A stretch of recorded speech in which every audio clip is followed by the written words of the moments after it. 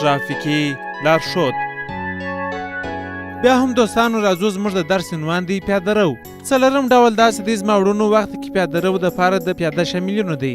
یعنې هیڅ وخت څوک د پیاده رو څخه شخصي ګټه نشي اخیستلی چې هلته کواټ کښېږدي، په هغه کې انګشتري خرڅوي، رخچینې خرڅوي. دا پیاده رو یوازې د کوچنیانو، د لویانو او د خلکو دپاره دی. هلته خط اندازې سوي دي چې موږ د پیاده رو څخه هغه بل سړک ته وړو.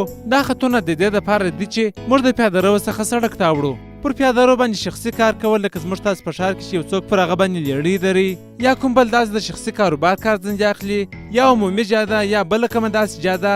که کوم ملکیت د دولت دی نو استفاده موټروي ځنې کوي. مثلا پیاده رو دی، پیاده رو موقعیت د دولت دی، نو پیاده شیان د دې څخه استفاده کوي، پر هغه باندې مرور کوي. نو خلک باید د دې څخه شخصي کاروان نخلي.